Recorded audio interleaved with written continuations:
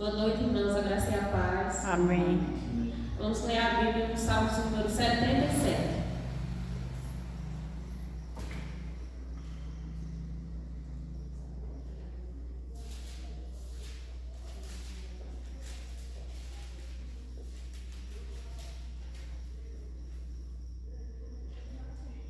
Salmo 77, a partir do verso 1. Elevo a Deus a minha voz e clamo. Elevo a Deus a minha voz para que me atenda. No dia da minha angústia, procuro o Senhor. Erguem-se as minhas mãos durante a noite e não se cansam. A minha alma recusa consolar-se. Lembro-me de Deus e passo a gemer. Medito e me desfalece o espírito. Não me deixe pregar os olhos, tão perturbado estou, que nem posso falar. Penso nos dias de outrora. Trago a lembrança dos anos do passado, de passaram tempos. De noite, indago no meu íntimo, e o meu espírito perscruta. Rejeito o Senhor para sempre? Acaso não se torna a ser propício? Cessou perpetuamente a sua graça? Caducou a sua promessa para todas as gerações? Esqueceu-se Deus de ser benigno?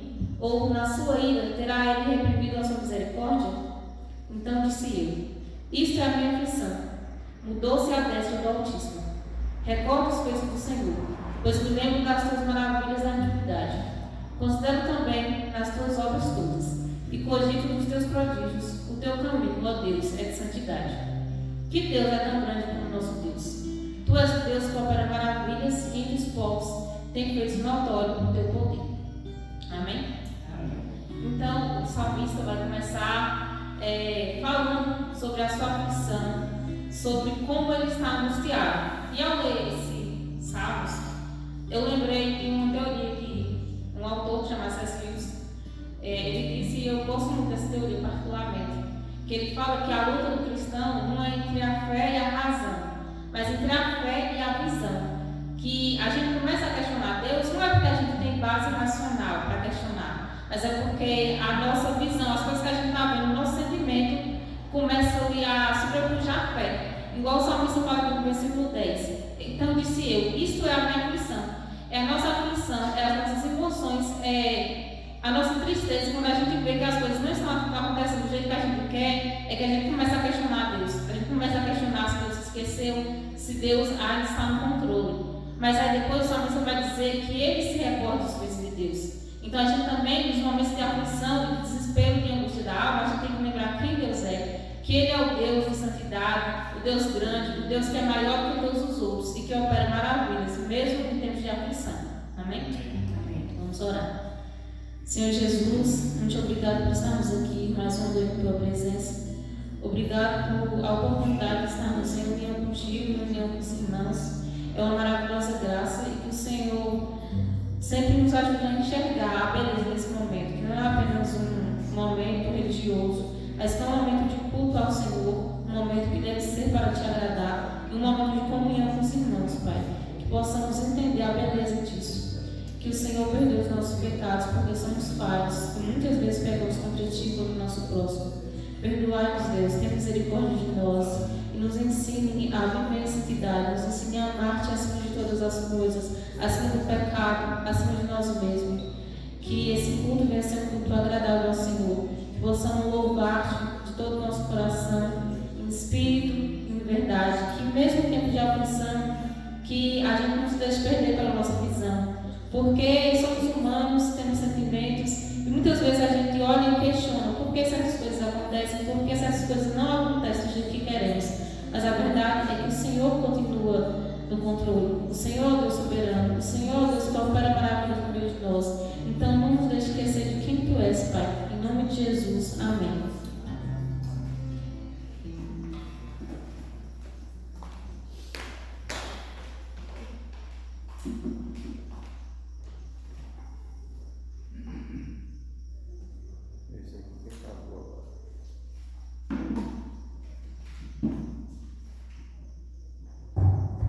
Boa noite, irmãos. Graças a paz.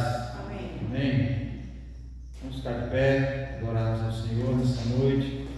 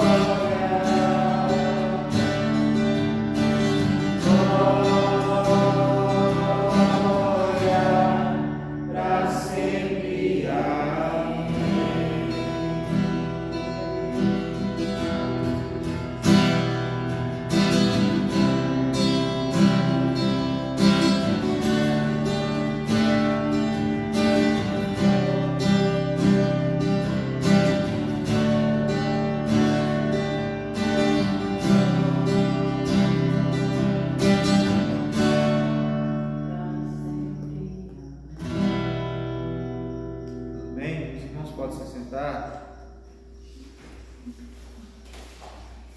Você que trouxe seu dízimo, sua oferta, você pode estar trazendo ao altar do Senhor.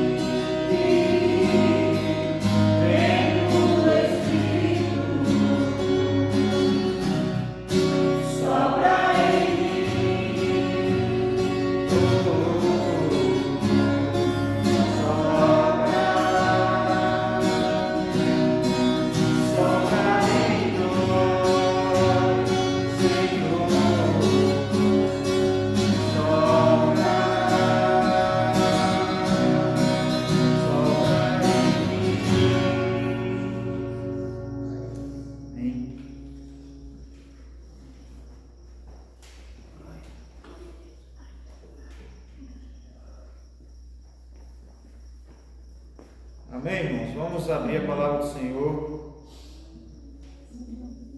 em Romanos capítulo 14.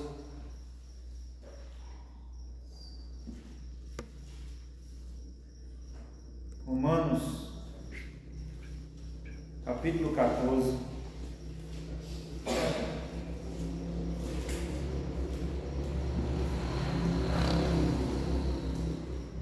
Depois disso, vamos ficar faltando apenas 2 capítulos para a gente concluir Romanos.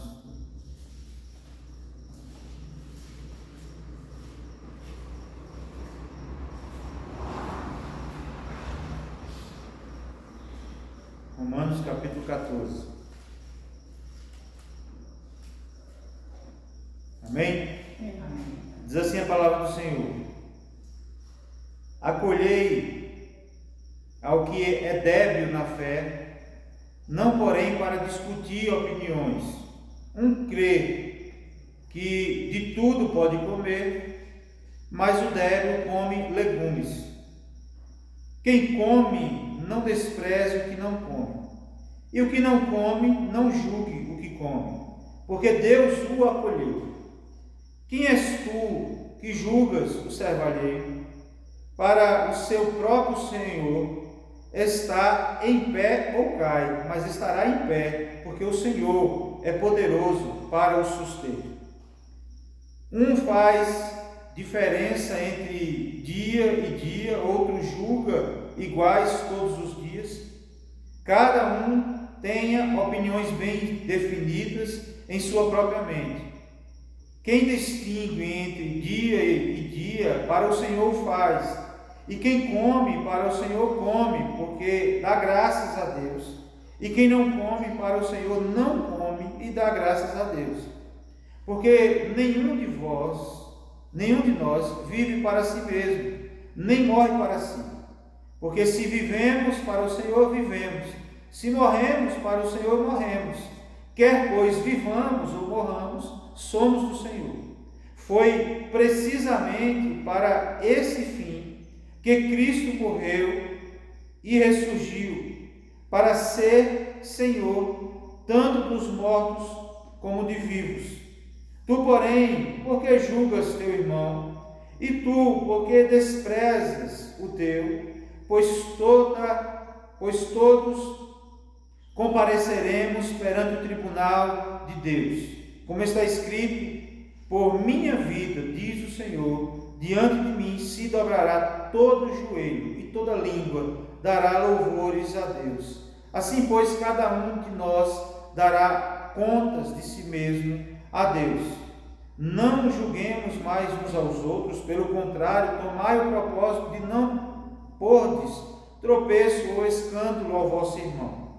Eu sei e estou persuadido no Senhor Jesus de que nenhuma coisa é de si mesma impura, salvo para aquele que assim a considera.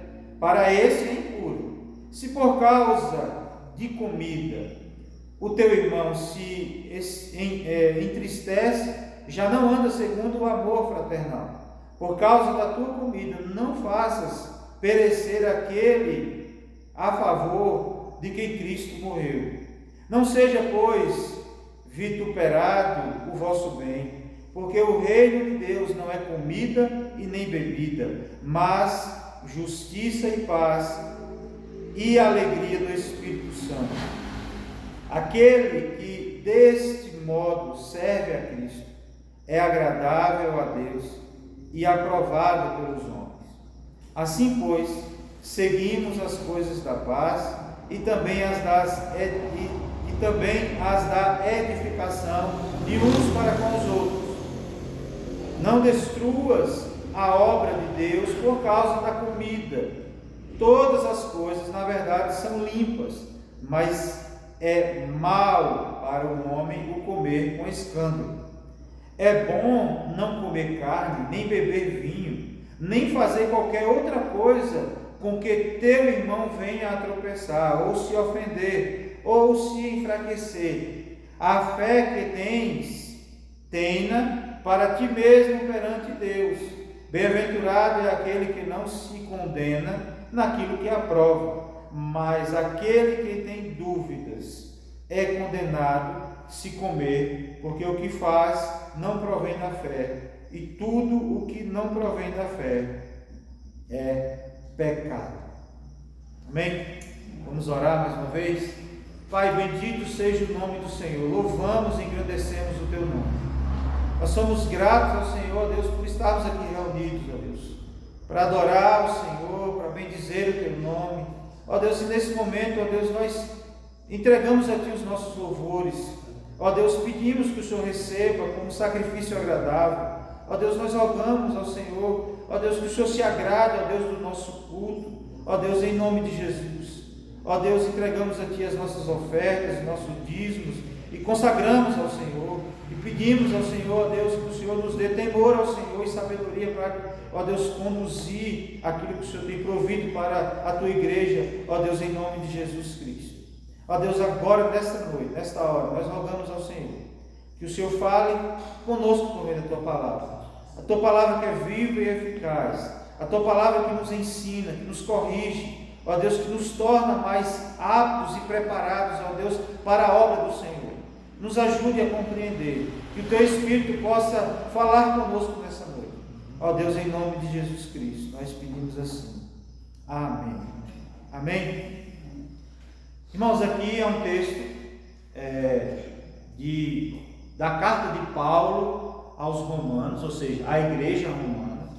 A gente já estudou sobre isso, porque a gente vem ao longo dos muitos meses aí estudando a carta aos Romanos, e a gente sabe que a igreja de Roma, ela tinha uma característica que naquela época era muito comum, naqueles tempos, ali naquela região. Por quê? O que é que tinha, como era a membresia da igreja de Roma? Eram muitos judeus convertidos ao cristianismo e muitos gentios convertidos também. Imagine, irmãos, vocês verem a dificuldade que essa igreja enfrentava, porque de um lado os judeus convertidos ao cristianismo passaram a sua vida todinha aprendendo sobre a religião judaica, sobre costumes, sobre alimentação, sobre festas, sobre o que comer e o que não comer, sabe? Por exemplo, o judeu até hoje ainda não come carne de porco. Imagine para eles naquela época conviver com gentios. Gentios são povos como nós, que não viveu debaixo de uma religião desde a infância, como os judeus viveram, que não tinha costume nenhum, que comia de tudo que vinha pela frente, tudo que comia e não matava, que o povo comia. Imagina o conflito de culturas dentro daquela igreja. E alguns cristãos entendiam que podia comer qualquer coisa, de qualquer alimento. Outros, por consciência, continuavam evitando determinadas carnes. Alguns guardavam certos dias especiais, como até hoje o judeu guarda o sábado, porque Deus instituiu no Velho Testamento, de fato, o dia do descanso. Nós cremos que o Velho Testamento ele aponta para Cristo, ele aponta para algo maior, algo perfeito, que a Bíblia nos mostra que se Deus instituiu o dia do descanso no sábado, nós cremos hoje, e os cristãos daquela época também guardavam agora o domingo, porque eles acreditavam, e nós cremos, que a lei apontava para Cristo e que o nosso descanso de fato é Jesus Cristo. Cristo é o nosso descanso. Então alguns ainda, mesmo assim, crendo em Jesus Cristo, olha, ainda guardavam alguns dias especiais. Outros entendiam que todos os dias pertenciam igualmente ao Senhor. O problema não era, irmãos, apenas comida, o problema era alguns julgamento e desprezo e a divisão que estava causando dentro daquela igreja.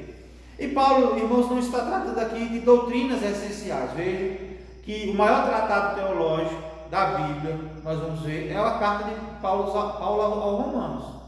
É por isso que ele fala, olha, vocês judeus são considerados indesculpáveis porque vocês conhecem os mistérios de Deus desde o início, a lei de Deus desde o início. E ele olha e diz assim para os gentios falam, mas vocês também são considerados indesculpáveis, porque vocês foram iluminados pela palavra de Deus, pelo Espírito Santo, e agora vocês conhecem a verdade. E esse conflito dentro dessa igreja estava provocando divisões, estava provocando acusações, apontando o dedo um para o outro. E Paulo está querendo tratar. E Paulo, ele trata esses assuntos, que são assuntos secundários, onde havia a liberdade cristã. E o grande ensino do capítulo 14 é como cristãos maduros convivem quando pensam diferente em questões não essenciais. Entende, irmãos? Existem questões que não se discutem. São dogmas, são algo que a igreja, já baseado na teologia, baseado na palavra de Deus, a gente não se discute. A salvação é por meio de quem? De Cristo Jesus. Outro pode salvar? Não. Nós podemos salvar a nós mesmos? Também não. Isso não se discute.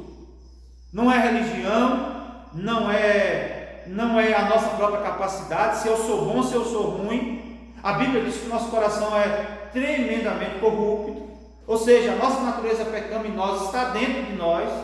A gente percebe isso numa criança que nunca aprendeu nada de errado e ele começa a fazer coisa errada sem que ninguém ensine. Ali está a natureza pecaminosa do ser humano. A nossa natureza sempre vai inclinar para o mal, mas Cristo veio, pagou a nossa dívida de pecado que havia sobre nós, e agora nós temos liberdade em Cristo Jesus. Tem coisas que dá para tolerar entre os irmãos e que não é pecado, ou pode ser pecado, vai depender da situação, a gente vai ver isso aqui mais adiante, mas que não é um dogma. Se você quiser ser um carnívoro, você pode ser, mas se você quiser só comer legumes, você pode ser também, só não pode julgar um ao outro. Todos, se você quiser ser um carnívoro, você seja. Se você quiser ser como é que chama? Que só come legumes, um vegano, alguma coisa desse tipo, vegetariano, você pode ser. Agora você não pode julgar o outro irmão que come carne por causa disso. E nem o que come carne julgar o outro porque não quer comer carne.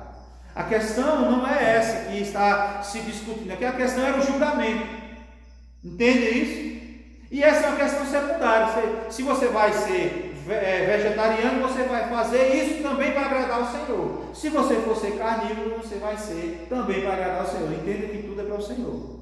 Amém? E todos nós somos irmãos em Cristo por causa disso. João Calvino, ele escreveu assim: nada destrói mais rapidamente a paz da igreja do que quando cada um exige dos outros a mesma medida de consciência que possui. Irmãos, dito isso, eu gostaria de compartilhar com os irmãos sobre o seguinte tema: vivendo a liberdade cristã sem destruir a comunhão. Amém? A primeira, Paulo traz aqui para os irmãos, aqui ele diz, ele nos mostra aqui dos versículo 1 ao versículo 4, receba seu irmão como Cristo o recebeu. Ele diz assim, no verso 1, acolhei ao que é débil na fé. Irmãos, o que é débil na fé? Ser débil na fé é ser fraco ainda. Não é ser fraco no sentido de que qualquer coisinha vai cair. É ser débil no sentido que ainda está passando pelo crescimento espiritual, ainda precisa aprender acerca da palavra de Deus, ainda precisa ser santificado cada vez mais. Uma pessoa que vive há 50 anos na igreja pode ser uma pessoa mais madura do que uma pessoa que está há pouco tempo na igreja. Concordam comigo? Da mesma forma, uma pessoa que tem, normalmente, via de regra, uma pessoa que tem 50 anos de idade, já é mais experiente do que uma pessoa que tem 18. Porque já experimentou coisas maiores há mais tempo e é certo que tem gente de 50 anos que não tem maturidade de uma pessoa de 18 anos. São exceções, mas a regra é essa. E Paulo aqui começa, irmãos, com uma ordem: recebam, acolhei, recebam. não é apenas tolerar esses irmãos mais fracos na fé, é receber, é aceitar, é abraçar esses irmãos. E quem era que era fraco naquela com o que Paulo está dizendo aqui? Fraco não é alguém menos convertido. Não é alguém menos convertido. Era alguém cuja consciência ainda estava presa a antigos costumes religiosos. Ele amava a Cristo, mas ainda tinha dificuldade em exercer sua liberdade em Cristo. Eu explico isso de uma forma melhor. Imagine um judeu que estava acostumado a ouvir, aprendeu na lei, a lei de Deus, que não poderia comer carne de porco. De repente está ali o povo fazendo um churrasco de porco, uma panceta, né? Comendo um bacon frito. Aquilo poderia trazer escândalo. Quando ele compreende isso, quando ele via isso, muito provavelmente quando ele era novo na fé, ele se escandalizaria, porque ele não entendia ainda que todas as coisas Deus cumpriu, toda a lei Deus cumpriu, Jesus cumpriu, Deus cumpriu em Cristo Jesus. E aí aquela visão de Pedro lá em Atos 10, se não me engano, Atos 10, de que Deus mostra a ele uma quantidade de animais, ele falou, toma um e come, ele falou, de animais considerados impuros pela lei, e ele falou, Senhor, como é que eu posso pegar um animal impuro e comer? Como é que você pode chamar, Pedro, de impuro aquilo que eu purifiquei? Aí imagino que muitas pessoas já maduras na fé já não se importavam mais com isso e comiam aquele belo churrasco de porco assado. Mas muitos ainda tinham essa dificuldade. Por outro lado, os gentios que conheciam a realidade das carnes, das carnes dos gentios, que eram carne sacrificada a ídolos, e aí muitos gentios pegavam o seu boi, o seu animal, levava para sacrificar, a metade era queimado em sacrifício e a outra metade o povo levava para as feiras, para os açougues, para poder vender. Então, para o iniciante da fé, ele pensava assim, eu vou comer essa carne nada, carne sacrificada aí. E Paulo vai dizer lá em Coríntios, falando sobre o mesmo assunto, que o ídolo em si nada é, ou seja, não vai gerar maldição nenhuma. E aí a gente vai ver aqui mais na frente, que Paulo diz assim, se a sua consciência diz que é pecado, e você come mesmo assim, você está pecando porque sua consciência dizia, achando você que é pecado, você comeu mesmo assim, então você desobedeceu a sua consciência. Como é que eu acho que uma coisa é pecado e eu faço mesmo assim? Continuo fazendo. Então Paulo está explicando todas essas questões. Vejam como a igreja é um lugar de gente problemática. Não existe igreja perfeita. A gente pensa que as igrejas de hoje têm seus problemas, as igrejas antigas também. Onde tem gente, tem seus problemas. Então, e aí, esses são os fracos na fé, que ainda tem essa dúvida, esse medo, sabe? Essas questões que são questões secundárias. Se você decide não comer, não coma. Se você decidir comer, coma, mas que não aponta o dedo uns para os outros. Quem era o forte? Quem era o forte? Era o mais crente do que o outro? Não, também não. Era aquele que compreendia melhor a liberdade trazida pelo Evangelho. Sabia que alimentos não contaminam espiritualmente. Sabia que Cristo cumpriu a lei cerimonial toda. Mas havia um perigo. O forte podia desprezar o mais fraco na fé. O fraco, por sua vez, poderia julgar o que tinha essa liberdade, que não se sentia contaminado. O fraco podia fazer esse julgamento. E é por isso que Paulo diz, quem és tu? Aí ele está falando com todo mundo, não está citando um nome, ele está falando, quem és tu?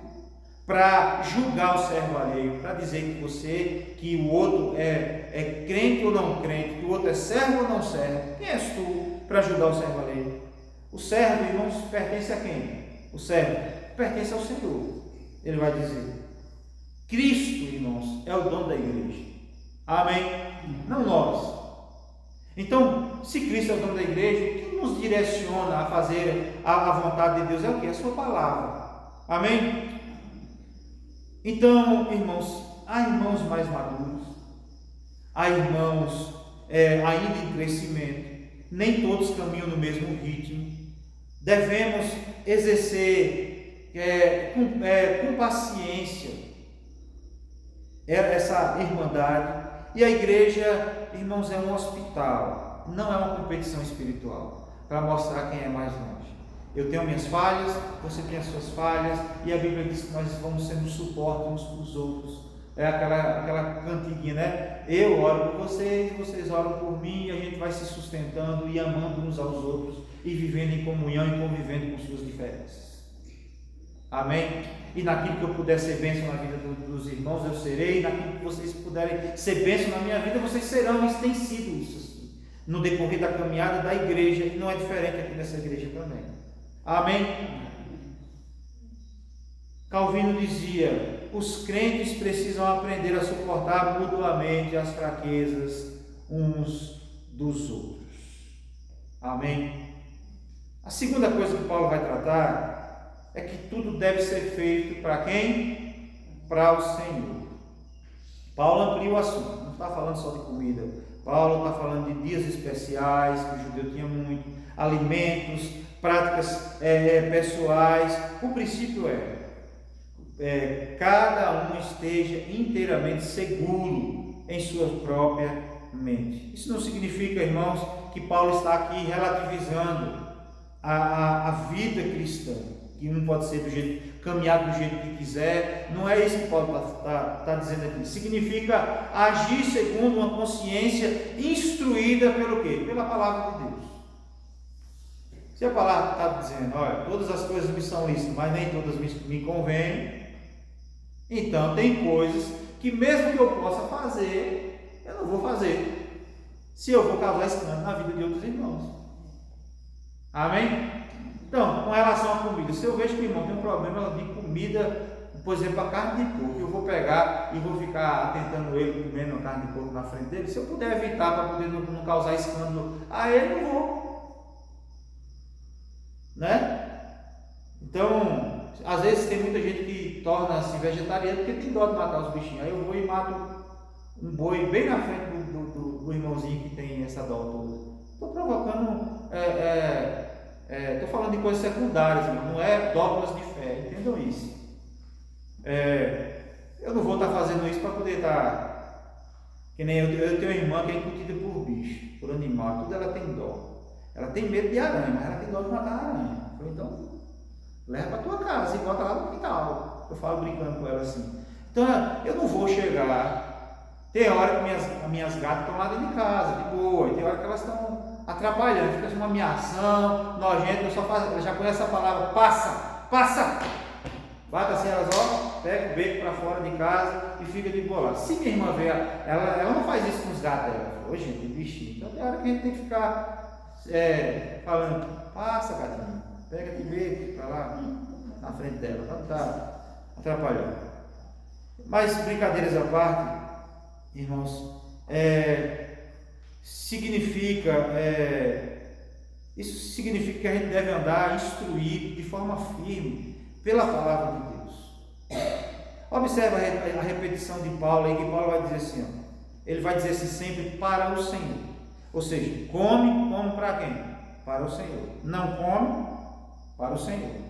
Guarda os dias especiais para o Senhor. Se não guarda, se não tem um dia especial, também seja para o Senhor. Tudo, e entendam, irmãos, que tudo gera em torno de Cristo, que Paulo está falando aqui.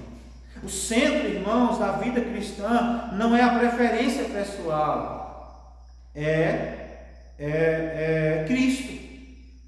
Quer ver um outro exemplo que eu pensei aqui agora? Por exemplo, olha como é que eu estou aqui hoje. Esses dias eu fui chamado para pregar lá na Assembleia de Deus. Estou dizendo que os irmãos é mais fraco na fé. Só estou dizendo que eles têm um costume de, mesmo no meio de semana, no calor de 40 graus, eles vão de terno. Eu fui de terno? Não fui, mas pelo menos eu botei uma camisa social lá para dar disfarçado. Um dia eu fui lá com a camisa polo, porque normal quem fica aí, como eu sou liderança da igreja, ele tem um hábito de chamar para sentar aqui na frente. Aí eu falei, não, eu estou tranquilo, porque eu ia estar muito diferente dele. Eles tudo de terno, aí eu de polo, eu falei, não vou sujar a foto de vocês não, deixa eu ficar aqui no meu cantinho mesmo. Mas isso não é problema nenhum, biblicamente falando. Se for para a gente vestir igual a Bíblia vestia, a gente tem que vestir aquelas túnicas, aqueles vestidão, os homens também. Então, biblicamente falando, isso não tem base bíblica. A Bíblia diz que a gente tem que vestir com ordem e decência. Todo mundo está com ordem e decência, está ok, se está de saia ou se está de calça, enfim. Mas tudo que a gente for fazer tem que ser para glorificar a Deus. É para agradar ao Senhor. A nossa vida, tudo gira em torno do Senhor. Se eu vou trabalhar, irmãos, eu vou fazer para a glória de Deus, eu vou fazer para Deus. Mesmo que às vezes o patrão não mereça, mas eu não estou fazendo para ele, eu estou fazendo para Deus. Se eu vou estudar, eu vou dar o melhor porque eu estou fazendo para Deus. Se eu vou fazer qualquer obra na minha casa, se eu vou arrumar a casa, é para Deus ser glorificado. Amém? Então, irmãs, quando você estiver passando pano molhado e o marido pisar, não bata nele, e tenha paciência com ele. É para o Senhor que você está fazendo. Brincadeiras à parte, irmãos, às vezes a gente tem que se perguntar: por que a gente tem que aprender sobre isso? A igreja de Roma precisava aprender sobre isso, nós precisamos aprender. Porque a gente tem que às vezes se perguntar: o que eu estiver fazendo, isso glorifica o Senhor? Eu faço isso por amor a Cristo? Ou apenas para satisfazer o meu ego, a minha própria vontade? A nossa liberdade, irmãos, deve nascer na adoração a Deus. Amém? Na adoração a Deus. Porque a gente tem que fazer tudo para a glória de Deus. Então, às vezes, fazer o que eu gosto na frente de quem não se escandalizaria, talvez é melhor não fazer e eu vou estar glorificando a Deus também. Ter sabedoria para suportar o irmão que ainda se preocupa com isso. E aí Paulo nos lembra de uma coisa, a partir do verso 10. Lembre-se que todos compareceremos diante do tribunal de Cristo. E é eu que vou prestar conta da minha vida, não vou prestar conta a Deus da vida de vocês não. E nem vocês da minha. E nem uns dos outros. Cada um vai prestar conta diante de Deus. E Paulo faz pergunta: por que julgas teu irmão? E logo depois ele lembra o texto de Isaías: toda língua confessará. Irmãos, todos prestarão contas, inclusive eu e você. E isso muda completamente a nossa postura, porque muitas vezes nós gastamos energia julgando as pessoas, julgando um ao outro. E Deus sempre nos chama, é como se a expressão que eu uso sempre: Deus sempre nos chama a olhar para o espelho, para nós mesmos. Olhar para nós mesmos e para examinar o nosso próprio coração. Se algo caminho mal, se a gente precisa voltar à prática das primeiras obras. Irmãos, existe uma diferença enorme entre julgar uma doutrina falsa e condenar irmãos em assuntos secundários.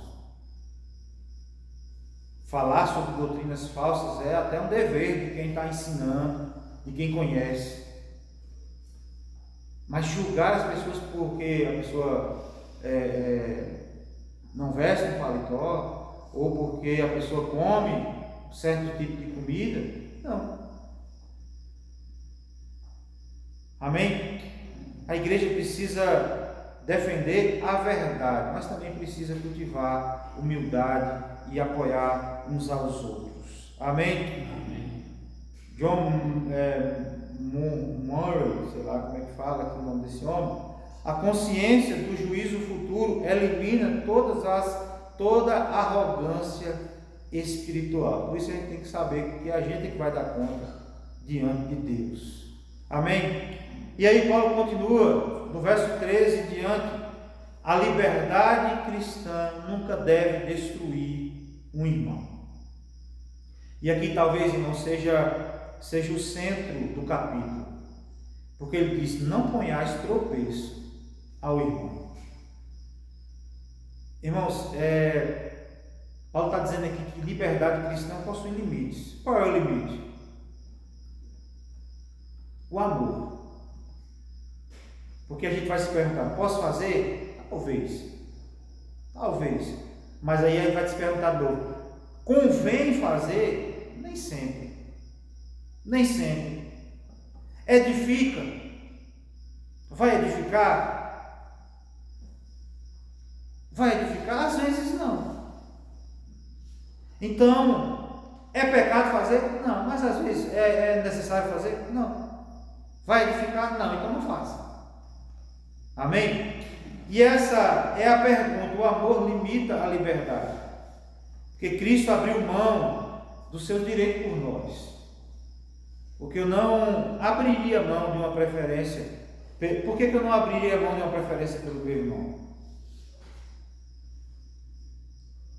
O verso 15 diz assim: não destruas por causa da comida aquele a quem Cristo morreu. E esse texto aqui para mim é maravilhoso, irmãos. Porque quem morreu por mim foi quem? Cristo. Quem morreu por vocês? Foi Cristo. Se Cristo morreu por mim e por você, mesmo tendo as nossas fraquezas e nossas falhas, os nossos defeitos, como é que eu vou julgar o irmão a ponto de querer destruir ele, se Cristo morreu por ele? Cristo morreu por vocês e Cristo morreu por mim também. Então, eu vou feri-lo por causa de um alimento, por causa de uma coisa secundária? Não. Irmãos, nem tudo que é permitido é proveitoso. E às vezes abrir mão de um direito glorifica muito mais a Deus. Martin Lloyd Jones, ele afirmou o seguinte: o amor cristão sempre coloca o bem do irmão acima da demonstração do próprio direito. Às vezes, irmãos, isso nos faz colocar em prática não é só com o irmão, não, é com os outros da rua também. A gente até se irrita, mas a gente quer viver. Esse dia eu saí irritado do mercado lá. Tem gente que quer ser esperto demais. A pessoa chegou, botou duas coisinhas dentro do carrinho e botou assim no canto do caixa. Nem estava vendo ele, o caixa estava aqui, o cliente estava ali. Aí eu estou na fila aqui, tem uma pessoa na minha frente, tem uma pessoa atrás de mim, uma senhorinha. Aí eu falei: como é que eu estou aqui, uma mão desse tamanho, uma senhorinha atrás de mim com uma cestinha pequenininha, por que eu não deixo passar logo? Eu falei: minha senhora, a senhora pode passar na minha frente, quando ele terminar a senhora pode passar. Oh, obrigado. Passou. Fiz uma coisa boa, né? Fiquei todo feliz. Aí quando eu penso que não, a senhorinha está lá passando as coisas, eu falei: eu sou o próximo, já sou o próximo. Aí vem a espertinha com a mão cheia de coisas assim. Falei: eu estava aqui aí na frente dela, viu? E aí foi, botou as coisas dentro do carrinho, puxou o carrinho para vir para cá. Eu: pode ir. A minha vontade falou assim: não, você não foi pegar uma coisa. Se ela tivesse ido pegar uma coisa que ela esqueceu, uma manteiga. Não, mas ela veio com um bocado de coisa na mão. Então, ou seja, ela foi fazer a feira dela. E eu fiquei retado naquela hora, e a Elisa olhando para mim, eu falei: ô Elisa, tem hora que dá vontade de falar umas coisas. Aí eu, sabe o que eu penso, irmão? Poxa, não posso ser assim. Daqui a pouco, vai que a pessoa daqui dos padres. Aí a pessoa vai, a irmã Celita vai e convida ela senta aqui. Aí quem está pregando, quem é? O irmãozinho que falou umas coisas comigo lá no mercado. Que coisa feia isso. Então, irmão, às vezes eu falo assim: é melhor engolir o cururu do que ficar brigando, porque depois eu posso ter a oportunidade de ser bênção na vida dela e ela ser abençoada pela minha vida, e eu fazendo isso eu vou estar quebrando todo o princípio que Deus me ensinou a fazer. E aí toda vez que eu penso em alguém, quando fecha no trânsito e falar, eu falo comigo mesmo alguma coisa com ele, mas eu não abro o vídeo e vou discutir, não. Sabe por quê? Porque às vezes eu vou estar lá pregando para o irmão em alguma igreja, de vez em quando alguém me chama lá no Lapão também para pregar, e está com uma cara lisa lá na frente pregando para o outro, e fala assim: olha o crentinho pregando lá na frente, fica brigando no meio da rua. Não é feio isso? Então, irmãos, às vezes a gente tem que abrir mão para poder ser bênção na vida do outro. Amém? E dentro da igreja muito mais. Se para o mundo a gente vai fazer assim, imagine para dentro da igreja. A gente tem que ser suporte uns para os outros. Amém?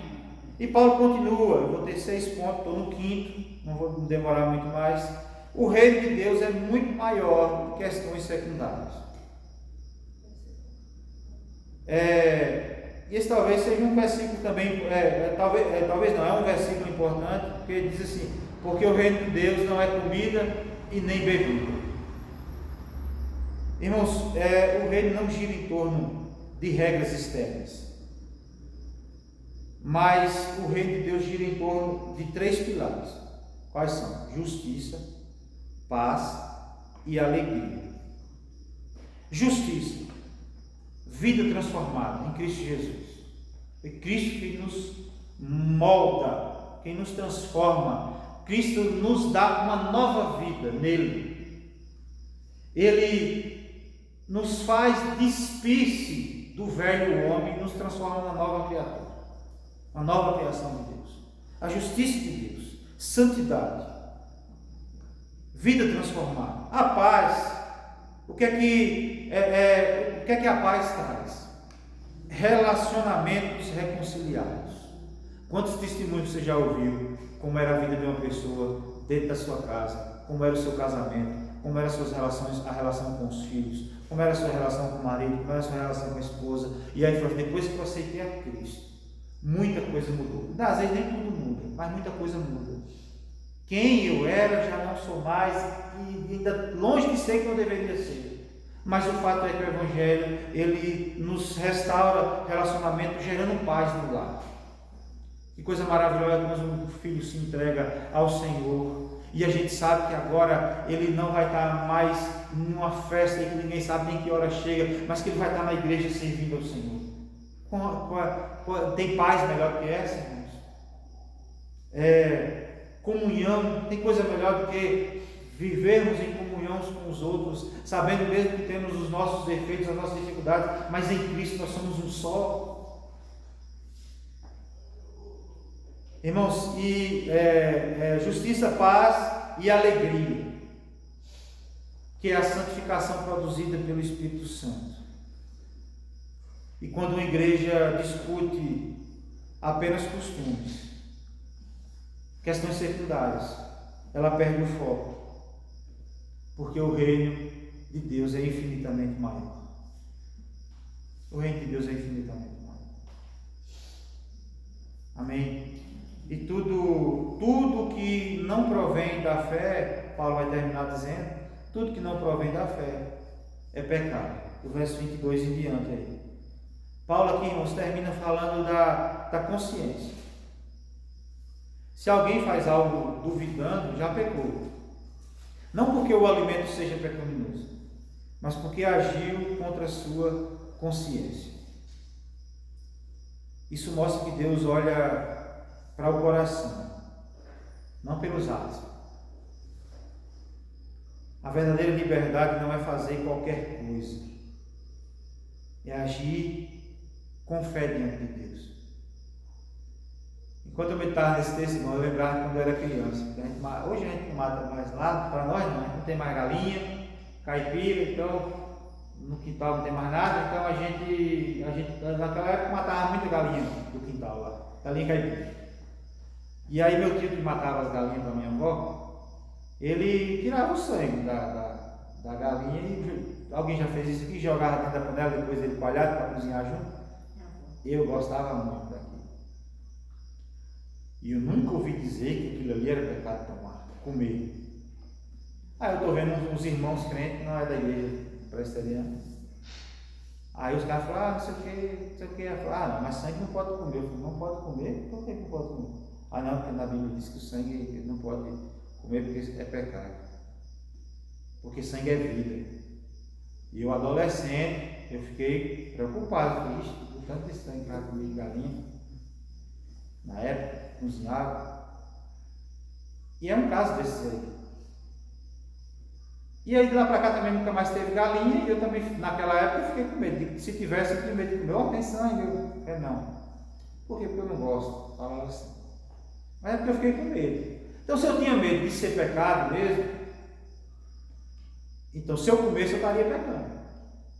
Porque era a minha consciência. Se aí o cara disse que é pecado, eu guardei no coração, isso é pecado. E aí eu vou e como, eu estou pecando. Porque na minha consciência aquilo é pecado, então eu estou pecando.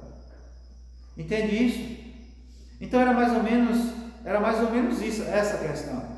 Mas hoje eu sei que não tem nada a ver. Porque é a mesma coisa dos hábitos alimentares que o povo tinha aqui. Não era porque o alimento era pecaminoso, mas porque agiu contra a minha consciência. E aí Deus olha o coração e fala assim: está vendo? Você mesmo achando que era pecado, você fez. Não era para ter feito. Irmãos, a verdadeira liberdade não é fazer qualquer coisa. É agir com fé diante de Deus. Baseado no que a gente sabe sobre a palavra de Deus. E vai ter coisa que a gente vai ter dúvida. E a gente não faz. Amém? Quer ver uma coisa? Vocês já se perguntaram por que a ceia hoje é suco de uva? Eu já falei isso aqui alguma vez? Já? Porque antigamente era vinho mesmo. Vinho alcoólico.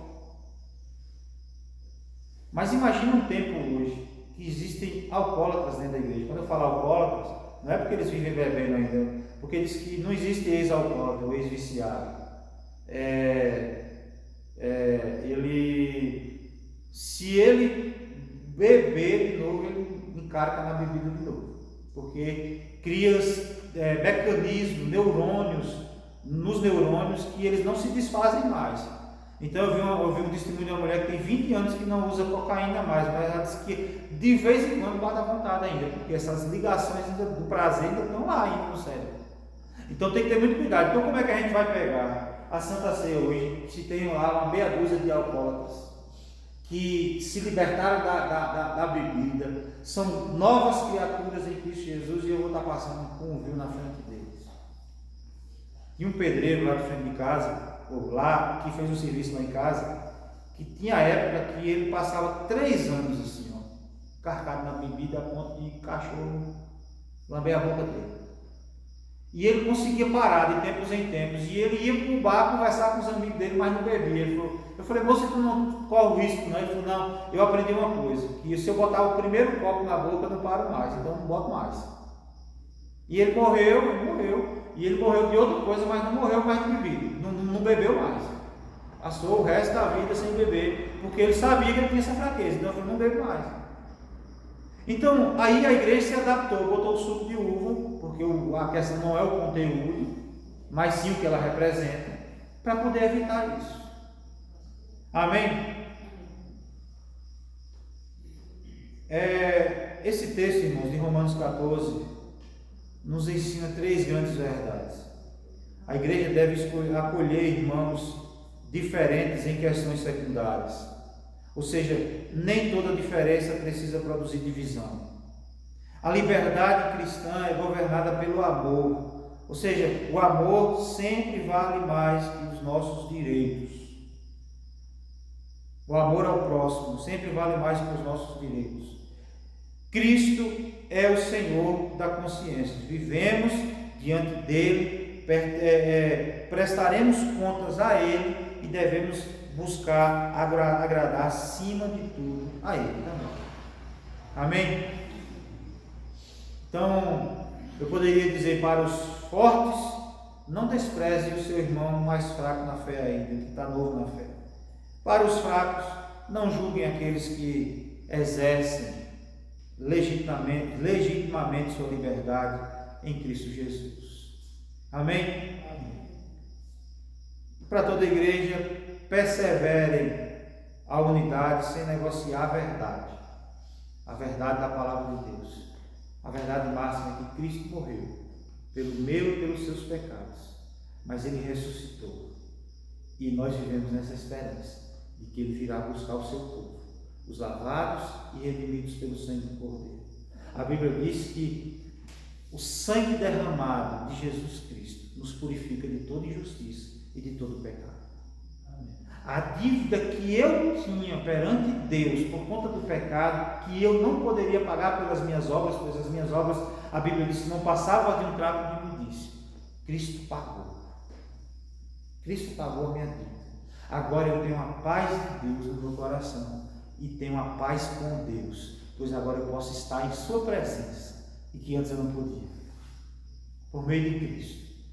E nós vivemos nessa expectativa de que um dia Ele virá buscar o seu povo e nós estaremos face a face com Ele. Amém? Cristo morreu por nós. Essa verdade, irmãos, não negociamos. Os apóstolos não negociaram, pois eles morreram por causa dessa verdade.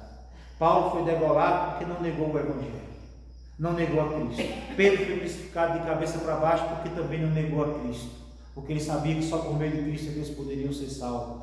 João foi preso numa ilha deserta porque não negou a Cristo, não deixou de falar daquilo que viram e ouviram. Os outros discípulos, uns foram mortos à espada, outros foram degolados, decapitados.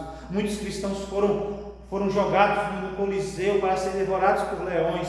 Muitos foram perseguidos e mortos. Ainda hoje, muitos cristãos por aí afora estão sendo enterrados vivos, porque não negam a sua fé, porque eles não podem negociar essa verdade, que Cristo morreu pelos nossos pecados, e só por meio dele. É por isso que nós cantamos, porque dele, por ele, para ele são todas as coisas. A ele pois a honra, a ele pois a glória.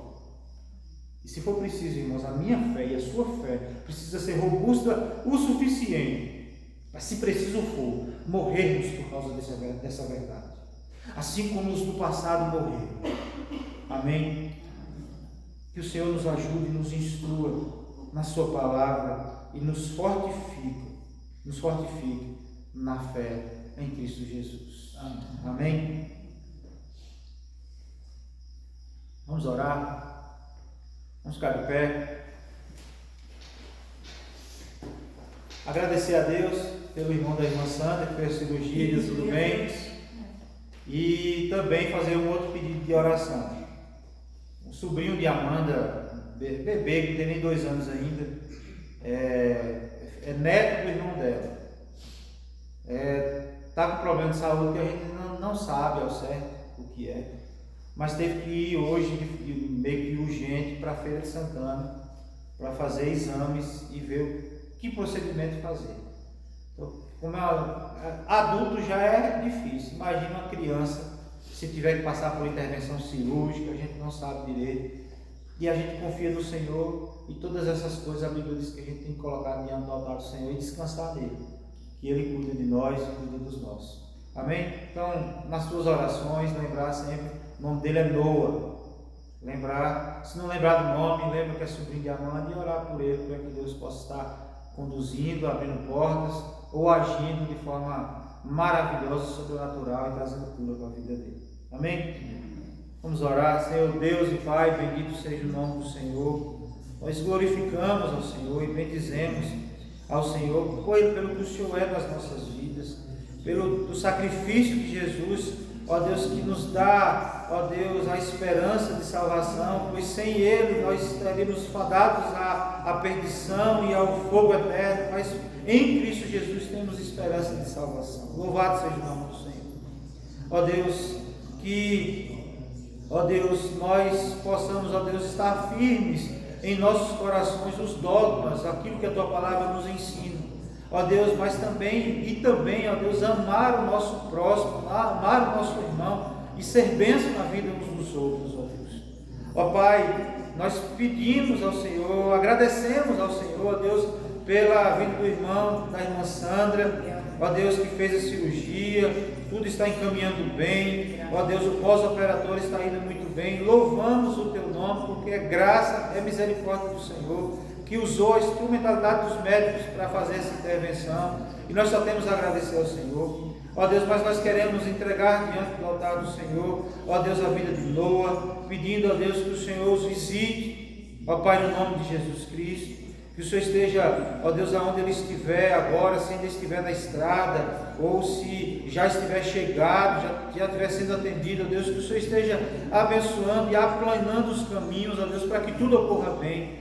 Mas o fato é, ó Deus, que nós cremos no Deus do impossível, no Deus que opera maravilhas no meio do seu povo, e nós pedimos ao Senhor, porque Tu podes muito bem, ó Deus, curar a vida dele, e chegar lá e os médicos dizer, olha, ele não tem nada. E nós cremos na intervenção sobrenatural do Senhor. Mas também cremos, ó Deus, que o Senhor age através dos médicos, o Senhor dê sabedoria aos médicos. Seja qual for a intervenção do Senhor, nós pedimos ao Senhor que o Senhor esteja abençoando para que tudo ocorra bem. Ó Deus, acalma o coração dos familiares, da mãe que está lá com ele, dos avós, ó Deus, em nome de Jesus Cristo, para louvor da glória do Senhor. Que o Senhor abençoe, em nome de Jesus Cristo. Que o Senhor abençoe a cada um de nós, ó Deus, com as nossas fraquezas, com as nossas lutas, ó Deus, mais tementes ao Senhor. Que o Senhor nos visite, nos faça, ó Deus, cada dia mais santificar-nos, ó Deus, no Senhor, na Tua palavra, em comunhão com o Senhor e comunhão com os irmãos. É em nome de Jesus que nós pedimos. E pedimos também que o Senhor nos leve em paz para os nossos lares. Que a boa mão do Senhor esteja sobre cada um de nós. Em nome de Jesus que nós pedimos. Amém. Amém. Deus abençoe a cada um, em nome de Jesus.